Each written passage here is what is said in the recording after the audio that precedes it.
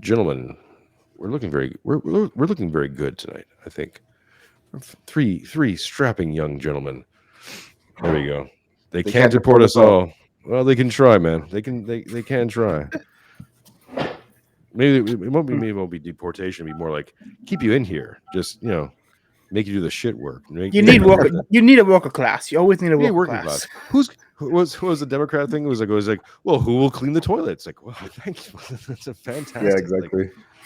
how non-racist is this? Like, okay, ladies and gentlemen, mesdames and sirs, welcome to a new 2-Bit Podcast. This is a special roundtable with Caleb Brown and with Luis from sorry, Carlos. Why am I doing Luis? Oh, come Carlos on. from Hey, that's already racist. I thought you went straight to the first fucking Mexican fuck, name, man. Luis. Come on, Luis. No, hang on. I will defend this. I will defend this. My long-term Venezuelan friend is Luis Patino, who will probably be watching this at some point, and you remind me of Luis because you're a beautiful man. No other Carlos from reasons. trying to save this how any way I can. I am the white supremacist on the panel. Carlos from the Los Libertinos podcast have joined me today to answer the most important question on everyone's lips. Curtis Yarvin, friend or fed? So, gentlemen, introduce yourselves, and we're going to get into definitions, and we'll get right into the conversation. Caleb, start, and we'll go to Carlos, not Luis. So, my name's Caleb Brown. I run the Face Liberty and Praxis YouTube channel. Do a lot of book clubs. I'm also the founder and head of Osteotomism. It's a website for Catholics who take one too many red pills. So, yeah, I like Jarvin. Ready to talk about him. Yeah, my name is Carlo. I have the Los Libertinos. You could check that out. I haven't put any shows out because I had my 1 year anniversary show a couple weeks ago where I had an event here. But I try to put out shows every Wednesday. So the next one will be this Wednesday coming up. It'll be with James Pogue, who is the writer at Vanity Fair that put out a new piece with that was about Peter Thiel and Curtis and a bunch of these characters. And yeah, so check that out, and it should be a good one. I interviewed him last night, and I think you guys will like that. So yeah, check out Los Libertinos. And of course, I am Jason Marinchuk, your Ukrainian host with the most. If you don't agree with me, at least support me because support Ukraine. That's what's the most important thing here, folks.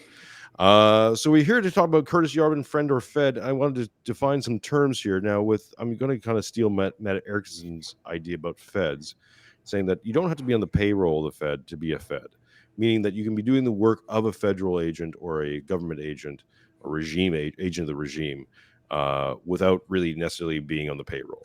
So as Curtis Yarvin is now becoming from a distant, weird little pocket universe of the internet with his work, Unqualified Reservations, and now with Gray Mirror. He's now had the piece in Atlantic. He's now been on Tucker Carlson on the internet show. I think it's only a matter of time until he's on Joe Rogan. Because he's been on Michael Mall's the Benjamin Boyce interview he did just recently this week. He got 10,000 views. Like he's getting there. He's getting that sort of that rub. So the interesting thing I think, and I'll pose this question to you boys, and then I'll stop talking. Is so I'm trying to figure out how the regime's going to deal with this, because at the heart of Yarvin's work essentially is about overthrowing the regime and creating a new regime that basically cancels out things like Harvard, things like large swaths of the deep state, as we call it. I was saying to Caleb before we started recording, like his idea is not to just drain the swamp. You drain it, you pave over it, you build a new structure on it, and then you forget about the swamp existing altogether, right? And you move on and you call it a new thing. That's at the core of Yarvin's work. So it'll be very interesting once he hits the mainstream to see if they're going to try to destroy him. I mean, the left, we already kind of know what the leftist response is going to be, but is the core regime going to try to destroy him, or are they going to try to incorporate him? And either way, does that make his ideas either toxic and they try to disappear it, or does he become mainstream and become essentially a Fed by default? What are your thoughts?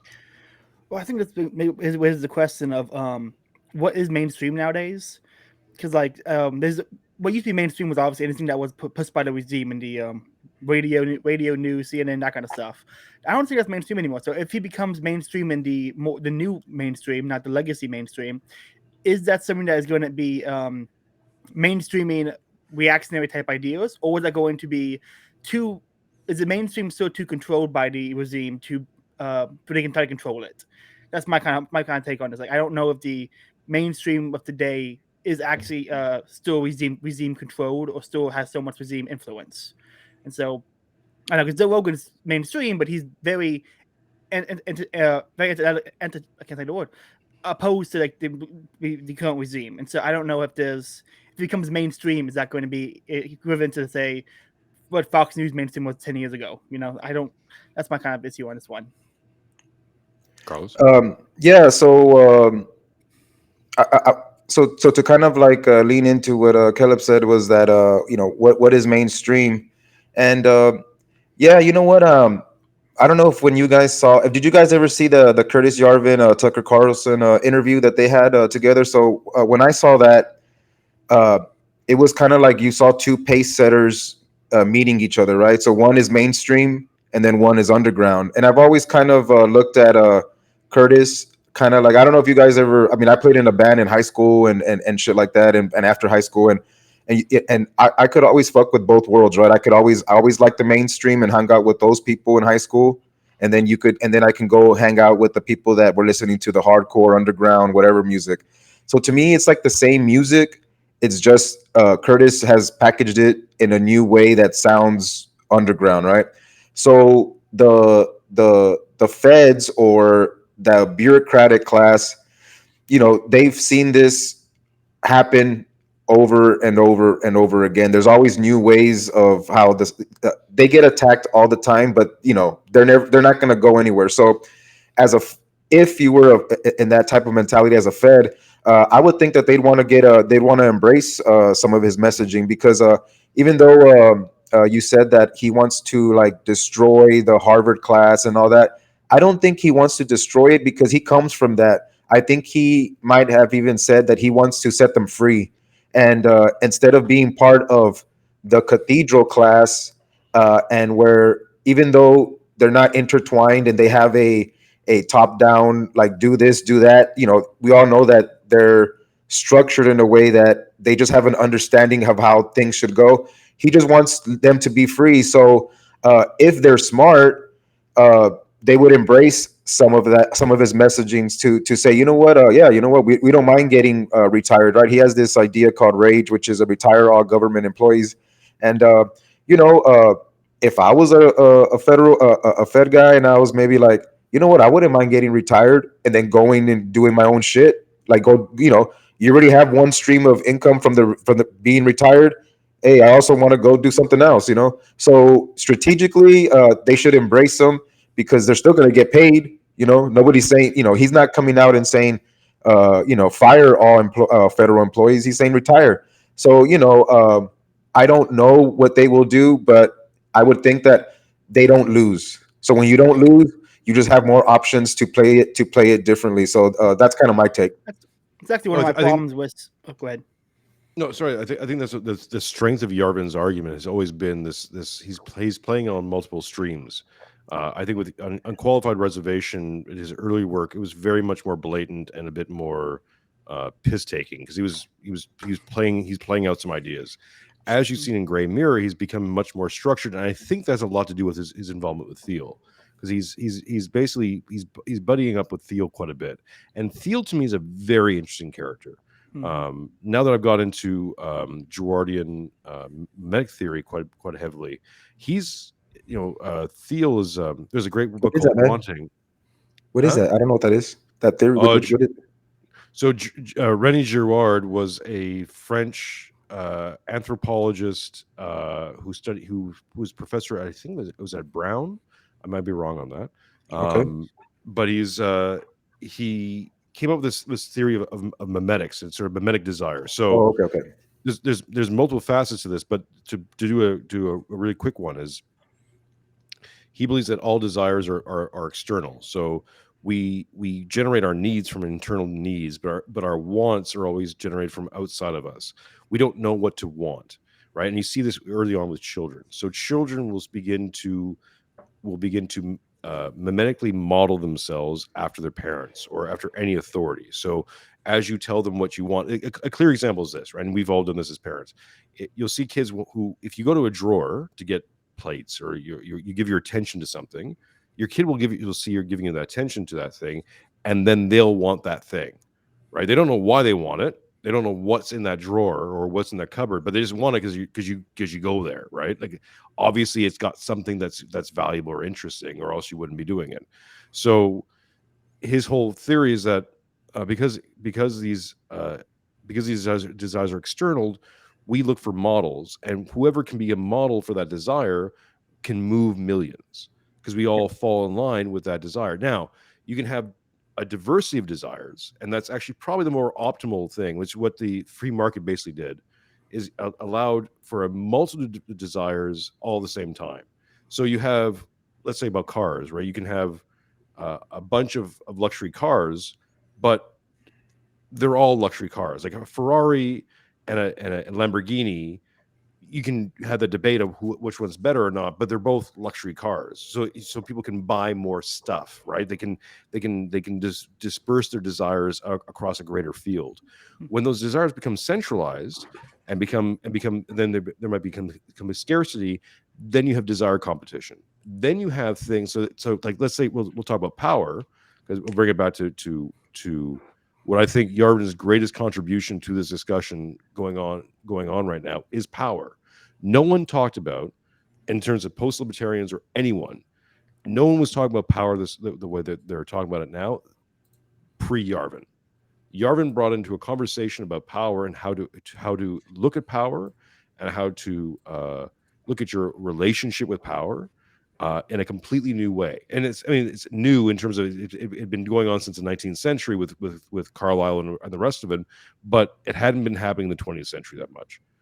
Maybe with Burnham, but he brought into a new lexicon of thinking about these things, and the conversation changed.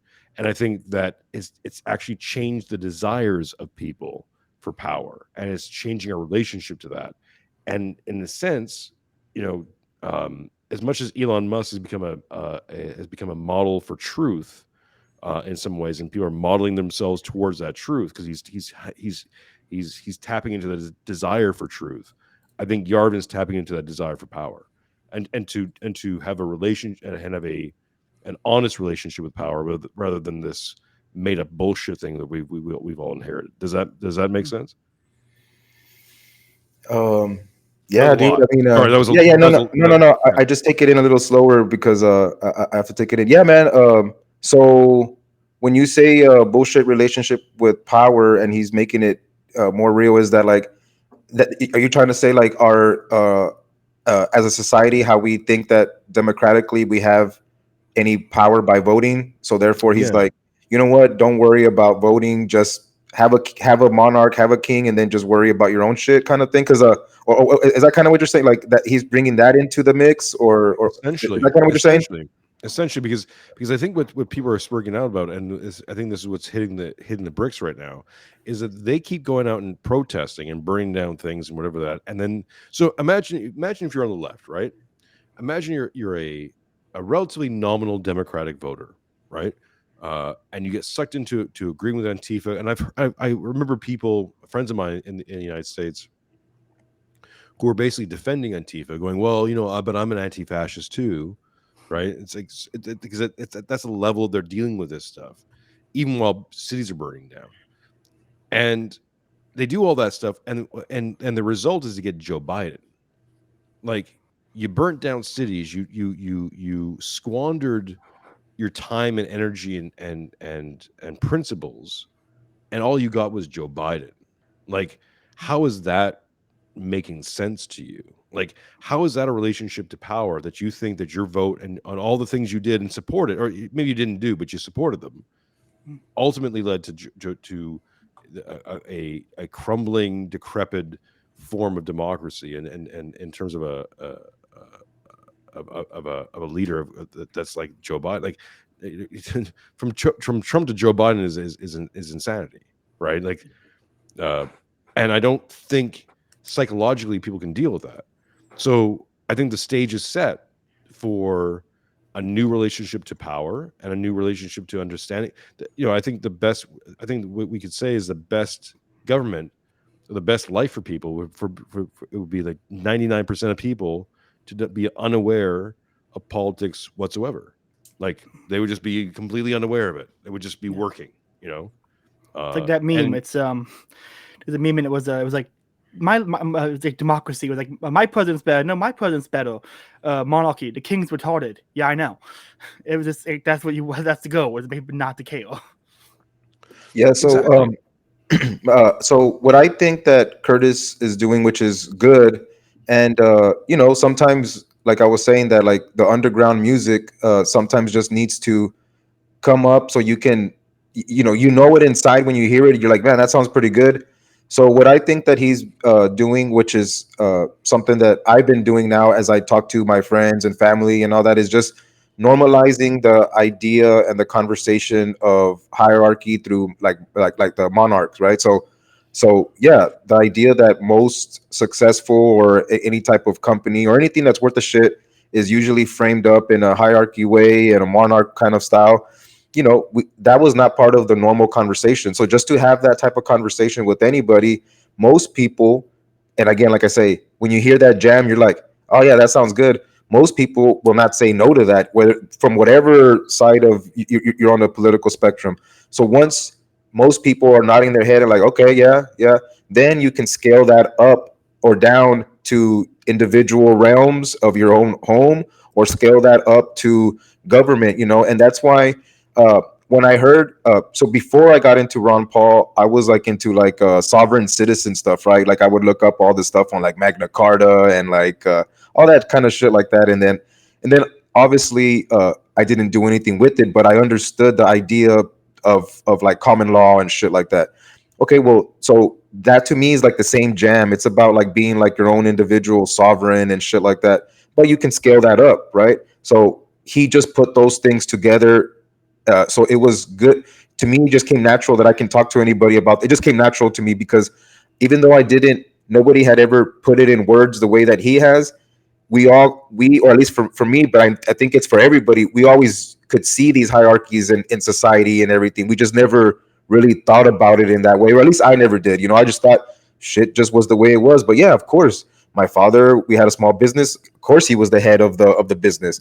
And then you look at other businesses. Of course, it's the head vato or whatever. Like it's always set up that way. But we just never had when you say a new relationship with power, it's a new relationship in the way we deal or talk about it, but it's an old relationship with power. It's just that now it's becoming mainstream, or it's going to be talked about in that way, which I think is good, because there's nothing that bad comes from it, because it is reality. Most shit is set up that way, so what are you going to do? It's the way it is. 100%. Like I think the only tools the regime has left really to like alienate people is either A, kill them, or B, they're white supremacist fascists, and that doesn't really work anymore. So unless they're going to go and kill Jarvin, he's going to become mainstream, and all they can do is claim, oh, he's a racist. And they've exhausted that card so much, it's not really alienating people anymore. And so I don't know if they really have any. I think the real question is, if Jarvin becomes mainstream, does he become the guy who's like, so as an example, Jordan Peterson, before he started his own podcast, was the guy behind, pretty much the intellectual behind all the mainstream white people. They listened to him and they used his stuff. But when he started his own podcast, he became kind of less good. Will Jarvin become like Ben Shapiro and get his own podcast and be the forefront guy that everyone dislikes, or will he be the guy who's occasionally does a podcast, writes a few papers, and people go, "Oh yeah, I'm going to use that in my work." So what will he become? Will he become mainstream like Shapiro, or mainstream behind the scenes? So that's what I wonder about Jarvin. He sucks at podcasts. Yeah. He's gotten a lot better, right? He's a lot better. I remember the first video I saw of him, other than the Michael Malice stuff, which is how I got introduced to him, was Base to Lose, where he's like talking at like behind a bar somewhere, and he it was when he was like in full stutter mode, like that whole thing, and like I tried getting my co-host Mark to listen to him, because I'm like, this guy's brilliant, but he's really hard to listen to. Read his writing; it's way easier to read, right? and I think his writing is way superior than his verbal presentation. He's gotten, and like I said, like he's gotten a lot better. But he's still, even the Benjamin Boyce thing, like it's he's still very awkward. He's Yeah. like he's a very nebby Jew. You know, it's there's no nice way to put that. Um, and and I think he can be off putting, but and so to get to your question, it's how the left is going to deal with him, because that's my biggest question. Is that the left is generally speaking left, other than like Peterson and a few people who they attacked on certain vectors. I think they're just going to say he's a racist, and that's going to their thing. But they tend to try to ignore certain people. Like James Lindsay, they don't really engage. They kind of just try to ignore him and bury him and just pretend he doesn't exist. I think they might try to do that with Yarvin, because he's intelligent enough that they can't really deal with all his ideas without bringing them to light. And he's crafty enough that he can kind of he can kind of fight with them a little bit. So I don't think they're going to go direct with him. I think they'll probably just do he's a racist, blah blah blah, white supremacist, and then try to ignore him. Right. Sorry, yeah. What's great now is that the right doesn't have a national review that's going to cancel right wing people. Yeah, we don't have a centralized right thing that cancels good right wing like Paul Gottfried, like Samuel F. T. Francis, like all these good right wing people. The last person the right was able to cancel was Milo. You know, they haven't been able to cancel anyone since then. So I think with Yarvin, there's a chance here where he'll actually be. There's no way to. The left won't be able to cancel him, and the right doesn't have any centralizing power to cancel someone. So I think it's like there's really no good way of stopping him at this point. Yeah. What do you think, Carlos? No, man, he's gonna go mainstream. You know, like just like all music that is underground, and once it hits the mainstream, then it's gonna be, you know, cool.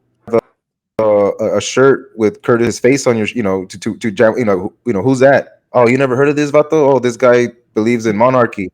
Oh shit, you know, what do you mean? And then, you know, everybody wants to um be in the underground scene, and especially when it goes mainstream, because you get to catch that momentum going up. I'm not hiding it. I in talking with this guy yesterday, James, at the end, because he dropped a lot of names, right? He was like, oh, just what's his name, Tucker Carlson texted me about this article. He said it was great. Chris Hayes texted me on this article. He said it was great. Yeah, and I talk to Curtis all the time. So, at the end of the conversation, I was like, hey, man, just so you know, I'll talk to all those motherfuckers, So let them know. And he's like, yeah. I'll text them. I'll let them know to come do your show. Okay, I'll take that momentum and ride with it, shit like that. So he's not going to get canceled because he has a momentum behind him. You could just tell that there's going to be a lot of people that are going to ride it with him. And when you see someone like me, right, that isn't white and shit like that, like they're gonna be like, oh, it's not about that. It's beyond that shit, So I don't think that he will get canceled. I think he'll go mainstream, and it's gonna be interesting to see how it plays out. And like I said, the idea of monarch or being a sovereign or a king and all that, everybody wants to be a king, at your home, wherever you can, So let's dig into that. But let's dig into that, right? Because that was one of the first things that when I first encountered his work, and I was still coming out of a liberal framework, and I'd been transitioning for a few years, and doing right wing puberty blockers and all that. But I was coming out of that, and when I encountered Curtis's work, I was like, aha, right? Like here's something that someone's saying that is not anything like I've heard before. And I don't know if it's a solution, but it's certainly a new way of looking at the problem. And that creates a massive rush of fresh air into your both intellectually and I think even spiritually, where you can go, okay, whoa, what the fuck is this? Because I've been raised to believe that monarchy's evil, bad, backwards, blah blah blah blah blah. Liberal democracy is just progressive, intelligent way to go with science and all that stuff. Even though all the fruits of liberal democracy have been fucking awful.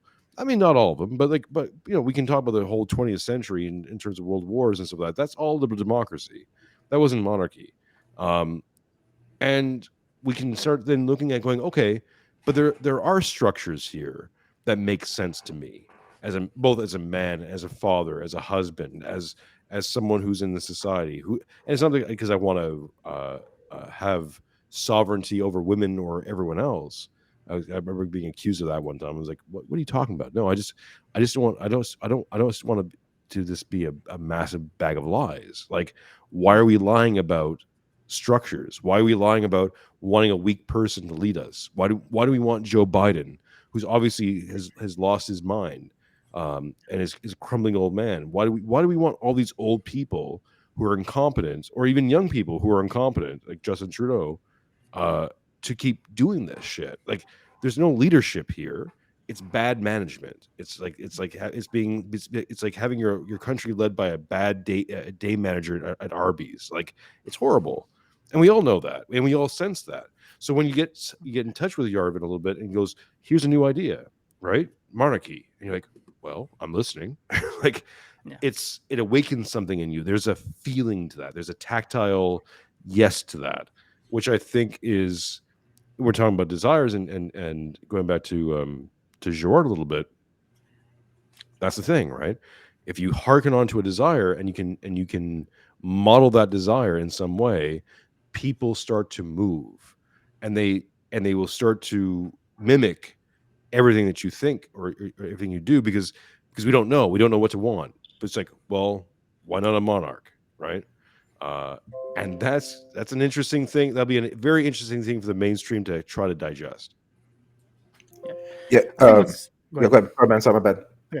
I think what's really going to be interesting is if will Yarvin go mainstream, or will neo-reactionary as a whole, like Owen McIntyre, Solomon, AA, Radical Liberation, if these guys will follow along with him, or if they'll still be dissidents, they're still going to be in the far right kind of ignored category. And I think that's going to be really how will his mainstream affect the rest of a lot of these new neo-reactionaries are doing some really great work, some really good content, putting out a lot of great ideas. A lot of them kind of move past Yarvin. And so I wonder if there's going to be like, oh, Yarvin's mainstream, now let's flock back to Yarvin a little bit to kind of catch that wave. Or if they're going to see, no, we don't agree with Yarvin on these things, come to us instead. Like, I wonder how they're going to react to. Because I can imagine a lot of people, when they see him go mainstream, are going to fall back into that very typical, they're going to probably create a term Yarvinite, and they're going to just follow Yarvin around, and it become a weakening of what a neo-reactionary is right now. So I really want to see how his mainstream is going to affect everybody else. Yeah. So I would, listening to you guys, I thought of maybe someone that tapped into something inside of our, and I guess it was mostly for vatos, right? For guys, was like Jordan Peterson, right? He tapped into something, some truth that was just, hitting on all cylinders, right? So when he went mainstream, um, they rejected him because, I would think that women in power, or any in any influence, weren't really liking the idea of that, of his style. But uh Curtis's style is, he's not suggesting that there can't be a queen of, he's not breaking it down to it's a male thing, or clean your room, guys. Even though, I went to a Jordan Peterson speech. He came here in San Antonio. Yeah, it's mostly dudes, right? It's mostly guys, and the women that go there, they're mostly with. What I'm saying is that it's a message. It was a message that was more for like dudes, And although Curtis's message is mostly consumed by vatos, right, like us and shit like that, it doesn't sound like it could be for anybody, So no, like I really think that it's gonna go mainstream, where um, so I don't think it's going to be as easy to cancel. But I don't know. We will see, right? It's fun for us to kind of to kind of like check it out, right? We're like front row at the novela show, right? We'll see how it plays out. Eating our popcorn, like, because I mean, Well, exactly. I have no idea how this is going to turn out. My prediction is this, and I think the left's position and attack vectors are we know what they're going to do, right? They'll go back to to some of his blog posts. They'll find the questionable stuff he talked about, slavery and some of that. They'll expose that, and they'll go and all his followers are incels. We know it'll be the Atlantic article, but all the negative stuff turn up to 11, right? It'll be all the condescending shit turn up to 11 plus, because they're going to just try to defame him completely. But I think that has a diminishing return now. Elon Gate, for example, now the whole Elon thing where apparently he propositioned some stewardess on SpaceX, it's actually meeting a massive amount of pushback. didn't even know about that. Oh, it's a new thing. Yeah, Wow. I know next to nothing about it. I just saw some headlines on it on Twitter, but How about everything's a gate but now? yeah, Watergate happened. Everything's but a the thing is, gate. we see this and go, oh, sure, he's doing something with Twitter, something high profile, and then they found something to attack him on, and this is their attack thing, right? Like, okay, right? And it's becoming less and less useful for them. So I think as the left is getting weaker, especially in the cultural zeitgeist, because it hasn't been working, go woke, get woke, go broke is now becoming a confirmed thing with Netflix and all the rest of them basically telling their employees, like, yeah, if you're woke, you may not have a job here. You may want to go elsewhere. So something's turning in the zeitgeist, and it's a very interesting time for Curtis to get into that mainstream, because if he gets into that mainstream right now, it might be at a time where the entire mechanism is like, yeah, we need something new. We need to flip this thing to save our skins. To either get the golden parachute and get retired, or and so I guess this goes back to the Fed question: does the Fed take this energy, like generate this energy behind Yarvin and the new right, and then take it and incorporate it, and then turn it around and wear it like a skin suit, which is typically how it's done before. But it doesn't have to be that way always. Like FDR changed things. Woodrow Wilson changed things. He changed the fabric of the makeup of how this government works in the United States. So you can have figures like that, and I don't think Yarvin's going to do that himself, but he could be the guy who informs people to change things, to be that kind of in terms of it, he might mean being a Fed. He might make being a Fed a good thing, like in a weird way. Well, when a lot of bands go mainstream, they sell out. Well, so you guys think Yarvin will sell out, or you think just say Yarvin? Not Radiohead. Good point. I'm not a big music guy, and so I only know bands by names. I can't name a single song of really any underground band. Like I listen to Frank Sinatra, and that's about it. So I don't know any music stuff. But do you think Yarvin will sell out, or do you think his followers will sell out? Like, do you think if he was mainstream, is he get off? Is he already a part of like this old progressive intellectual class? Those are his people. He likes those people. Is there any possibility he sells out to kind of be part of that group again, or go back into that group? That's what I'm wondering now. No, you sell out, man. You take the money. You sell out. I always like the idea. I don't know. I think it was Metallica, right? When they asked, "Oh, you guys are sell out," they're like, "Yeah, we sell out every show that we go to." No, yeah. You sell out, man. You put the money in the bank and take care of your family. You do whatever you got to do. I mean, when people start calling you a sellout, you're doing some shit. So whether they like it or not, you're doing some shit, man. So this guy that I interviewed yesterday, James Pogue, he basically said that the guy that to look out for, and I asked him, was this the Senate guy, JD Vance. He was in that he's running for Ohio Senate, and he said that he's the one that you could tell has ambition for the presidency under these ideas of the umbrella of Curtis Yarvin, Peter Thiel, and so we got to check that guy out. But I don't know if you guys seen his commercial. He has a ad that he put out where he starts off by saying, "Are you racist? Do you hate Mexicans?" And to me, that right there is already like I respect that because I already know what the fuck. I already know what you're doing, Vato. I know exactly what kind of crowd you're playing to by starting off, but it wins. So you know, you can win with this message, that type of messaging. But yes, under the umbrella of this Yarvin, style monarch stuff. Yeah. So yeah. I mean, so they won't attack him as being a candidate, but they're going to attack anybody that wants to be under his umbrella. And people just have, after Trump, since he's out of the mix, there's not a lot of there's not really.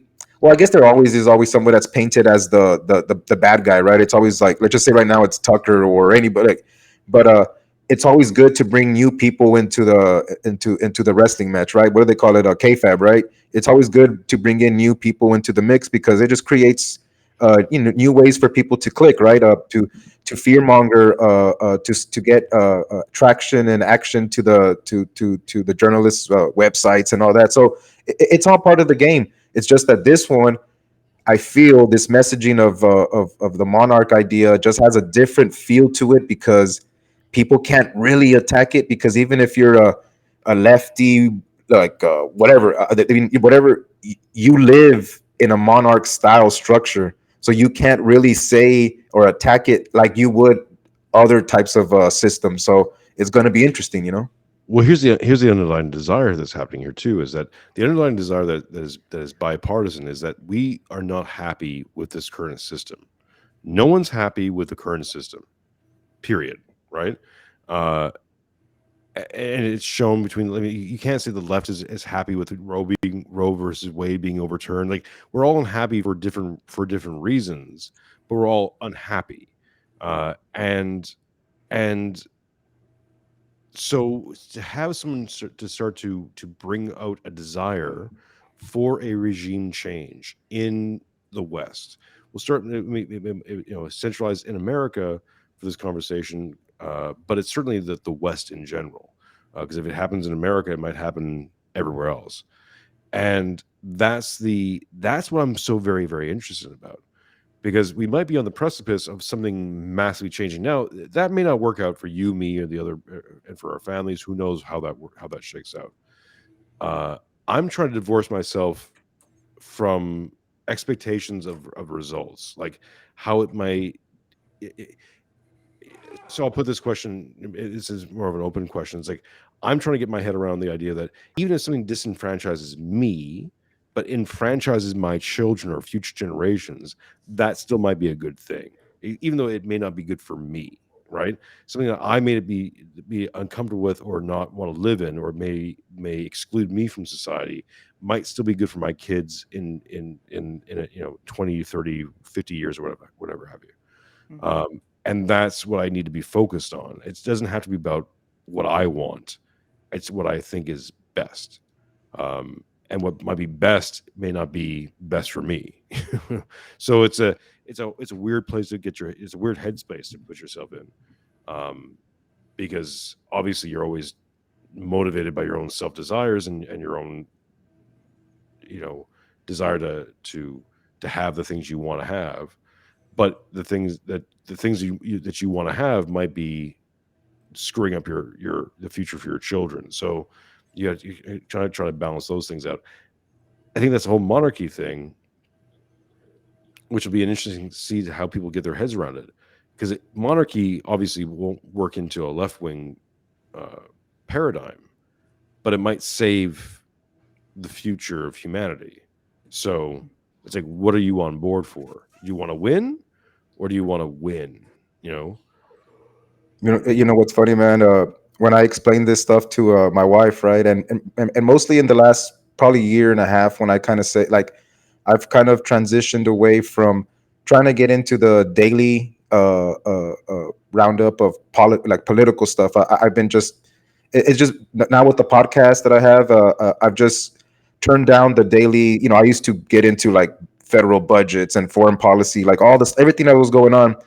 And I told my wife like why I kind of turned that down and focusing on putting more energy towards. I always put the energy to the family, but just a little bit more focus on all that. And it was funny because she was like, "Yeah, that's why I'm not into politics, because that's what I've been doing forever.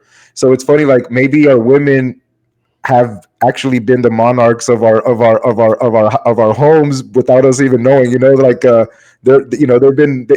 have this shit figured out for ages. While she's like, oh, here's our husbands. Go let them play that political game. We'll run the home here. Or when her reaction to that, I was like, oh shit, you've been.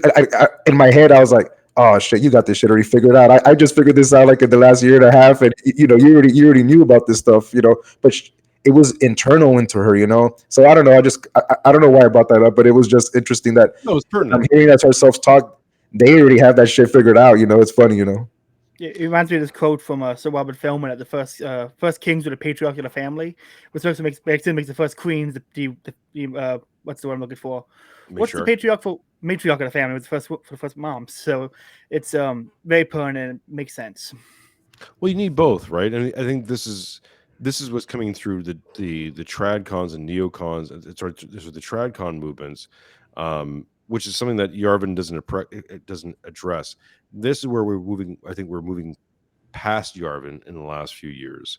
So it's interesting that as Yarvin becomes mainstream, many of his core followers, academic agent, a whole bunch of others, Aaron and stuff like that, have already moved past him. Have moved into orthodoxy, moved into religion. I think the religious aspect now, the religious pull, is something that's not being talked about, but it will be talked about in the next 10 years, because it will gain steam. Like, we're starting to see those early hit pieces of NPR. We're starting to see those early kind of feelers out towards it, but no one wants to deal with it right now, because it hasn't really materialized. But I think the pathway between Jordan Peterson to Curtis Yarvin to Orthodox religion or Christianity or something like that is almost a straight line. Like, you pass through those gates, and as you pass through those gates, you're trying to get to a purified element of truth, and that's the biggest desire that's being modeled.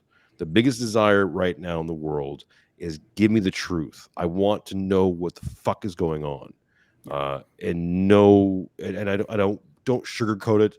I don't want it easy. I want it hard. Give it to me. Like, Yeah, I mean, yeah, this is Post-Sabbatarians, right? You man. already yeah, post-Sabbatarian. man.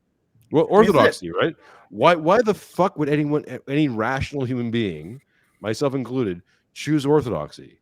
It doesn't make sense. You want to go fast 2 days a week, and sometimes fast for 6 weeks in a year. You're doing all these rituals, and you're praying, goddamn, like 12 times a day. Like it's not a rational. It's not something you go, well, that seems like a good thing to do. You do it because it's hard. You do it because it's sacrifice. You do it because it's suffering, and you're doing it because it's true. There's a truth in the suffering and the sacrifice that I think, again, if you take Jarvin's ideas and you extrapolate them, how do you get the king? You get a king from worthy people. Like, you need to have you need to have an idea of a worthy populace for a king to arise to want to rule them justly, not to screw them, but to rule them justly.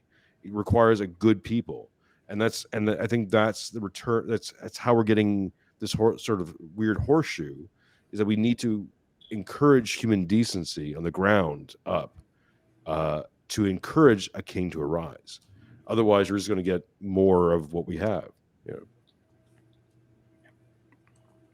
Absolutely. It's something about man was made man. The teleology of man is to worship God, and God is truth. So every man has a desire for truth, and I think that's when the big danger of this whole, a lot of the relativist philosophy of the left is that the current age that truth is relative, therefore there's no need to actually desire truth. But people intuitively kind of know, well, that seems like bullshit, because it is bullshit. They know that, and thankfully this can be turning around now. People go, well, I want truth. I don't. If you think truth is relative, you don't know what truth is, and people actually are seeking it now. I think that's a great thing to see, and I'm looking forward to seeing where that develops along the line, how it goes down further, and yeah, it's something great.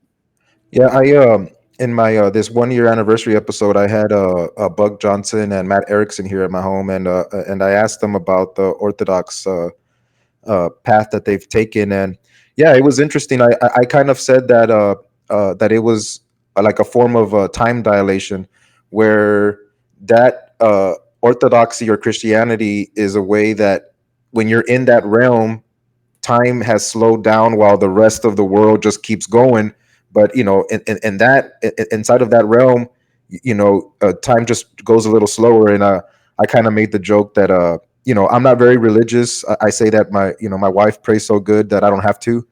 That that There's actually room for that in the Orthodoxy, by the way. There's some priests Same in have basically said Catholicism. it. There's a lot. As long as one person in the family prays devoutly, you don't have to worry about it. Oh, Like you see, the I family, didn't even know that. So I already got that shit figured out. But what I said, it was like, you know what? I'd rather. bitch, we got you. We got you. I mean, we Yeah, yeah. So what I say is like, I'd rather just drink my time dilation, and yeah. I don't have to be tapped into the orthodoxy, but I'll just drink myself into a time dilation and just kind of slow down and but that's just I know I'm joking around, but not really, like I was definitely drinking a lot of time dilation last night, and I'm just going with the flow.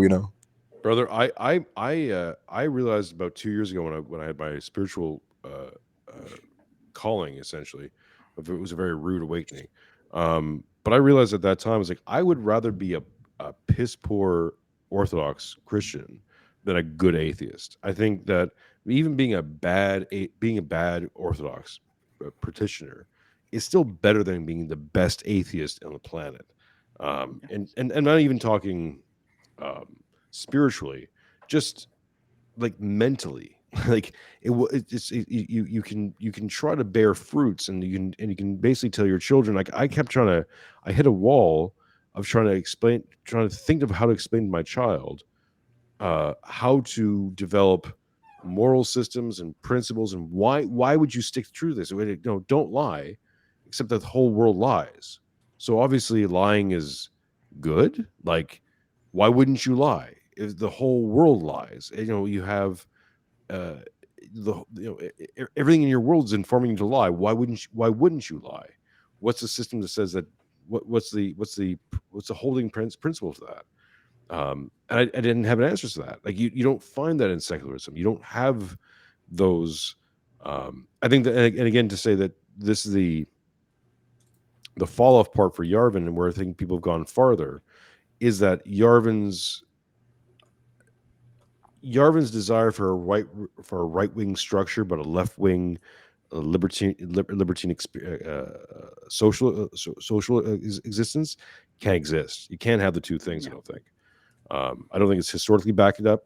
I don't think I'm not trying to push a theology, uh, but I think you got to pick a stream and go with it, because you can't do this whole like, well, we're going to be very very hardcore right wing structure, but everyone you know everything else under that is okay, and it's fine under the sun. I don't see how those things work, It doesn't work. which might be the ultimate hardest sell, because it's going to take responsibility to to accept that system, and I don't know how much people have rejected personal responsibility to the point that they might find that almost they might also be sort of allergic to it now.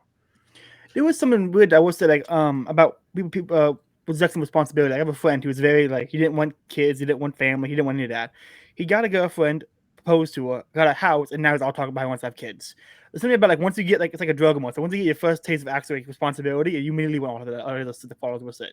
What's get conspiracy theories, maybe why the government's trying to destroy housing market so much. But like once people get a little bit of responsibility, they immediately want the rest of it. They're like, oh, I like this feeling of responsibility. How do I get more responsibility? It's almost like it's a drug. What's if people can get responsibility, then they want more of it. So to go is to like make people responsible for their own actions. My biggest point is the government, like, as he moved responsibility from people.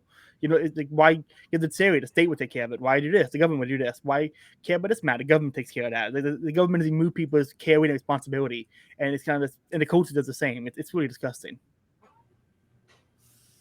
Yeah. So one thing that I also kind of took get from the Yarvin stuff, and this was kind of mentioned in the with Matt and Buck here at my house, was that people are already essentially voting for a king, and we do this every 4 years, with the president. So all we're doing is just aligning things in a way where it allows whatever, whether you're left, right, whatever, it just giving you space to focus inward into to your own life. So I know you guys are saying like, oh, it won't work.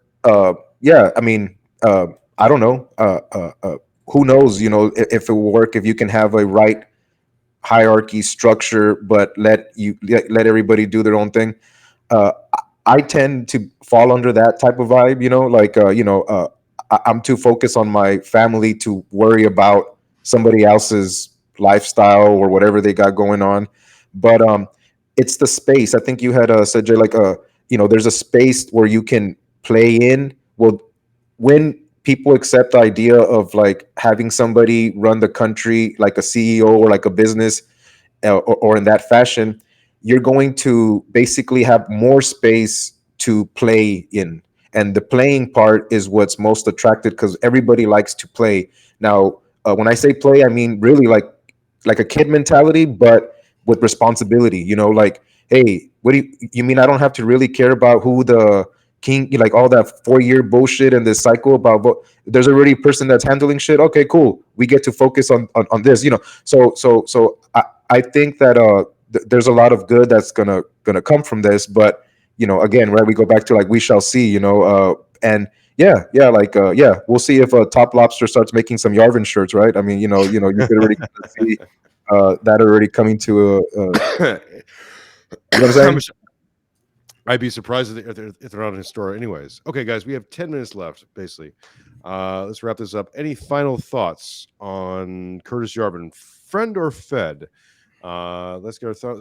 We can share our thoughts on both the positive and negative. I think we've done a lot of that groundwork.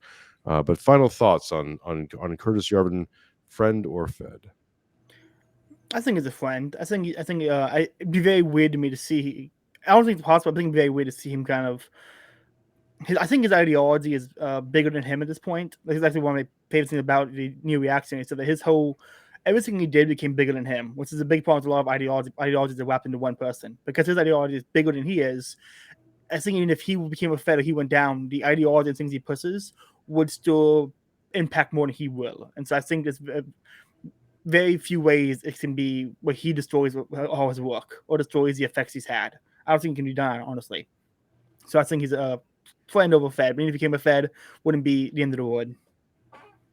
Yeah, so I would just say that he's a little bit of both, and that's uh, uh, uh, being in that space between both really gives him the ability and the to maneuver and actually do circles around both, not just go directly to each way, but actually do circles around the all these ideas. And uh, and I don't think that he's uh, going to be friendly to the idea that that that the Fed system that we want to end it like completely, like our idea, but maybe a small government people is like, oh, we want to get rid of all that. He's not going to be friendly to that idea because he comes from that world. But the fact that he's not going to be friendly to that idea is that it allows also us to understand that we shouldn't be so hostile to the idea that these Fed people or anybody like that, we probably know a lot of people like that work for the government, that work for, they're just people in the system, they're characters in the system, and he's just kind of going to make the like give us a new canvas to play on. So I would just say that he's a little bit of both, and I'm okay with that. I'll second that. I think he's going to be a friendly Fed. I think he's not a Fed yet, but I think he will. I think almost the best possible outcome of this is that he becomes a new Fed, like the to create a new kind of state of being in terms of a federal agent or operative of the regime, is to replace the regime, which is his cornerstone message. Again, it'll be very interesting to see how that gets adopted and how that changes. We're in a state of change. This thing's getting changed one way or the other, because it's either falling apart or being revitalized or renewed or whatever. I don't know, man. I have no crystal balls. I'm hoping to get past my 72nd birthday. I'm 45 this year. Like, I got less years now ahead of me than I have behind me. I'm okay with it. But I just kind of hope this thing shakes out better for my kids in some ways. Um, that the West can get its shit together and stop being self-destructive in the way that it's being.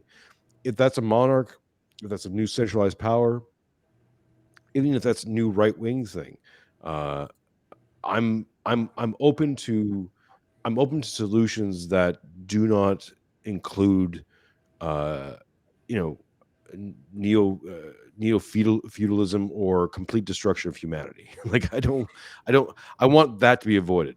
So anyone like Elon Musk and Curtis Yarvin and a few others who I think are talking earnestly in a way that seems to be pro humanity, uh, whether or not I agree with every single thing they say or every single policy idea they have, is regardless, it's about what I think is making the best possible future.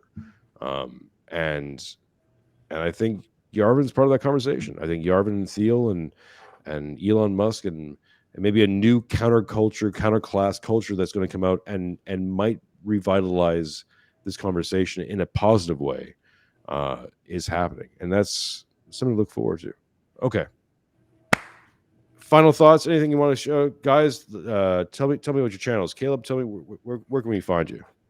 So I'm on Twitter at CalebBrown549. YouTube channel is Faith, Liberty, and Praxis. FAITH Praxis, Liberty. On YouTube, Spotify, and Osteotomism on Twitter at Osteotomism. Website is called Paleotomism because we changed names 2 weeks into making the site, and I can't figure out how to change the site name. Because fucking Roman Catholics have got to be making everything goddamn complicated. You know? Absolutely, it has to be complicated. Or it's not Catholic. I mean, yeah. But so yeah, paleotomism.com. We got like 4 articles coming out this week, so definitely basically follow, check those out. It's gonna be great. Also on Spotify for all roundtables. So yeah, I'm on a lot of stuff. Check me out.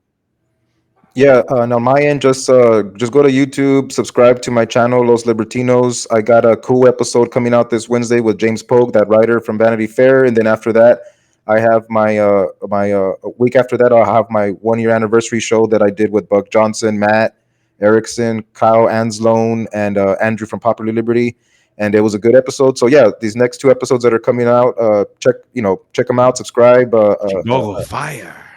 Jingles are fire. So yeah, and for sure, follow me if you want Texas to win a World Cup. It's going to happen in our lifetime, and that is my bit that I got going on. Texas is gonna win a World Cup just by itself.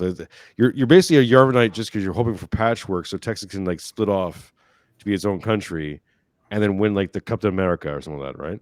That's it, man. Yeah, that party will be badass. I hope you guys make it out when that final, man. We come over here. I just want to, as long as you can just shout out sort of more Latino, like go.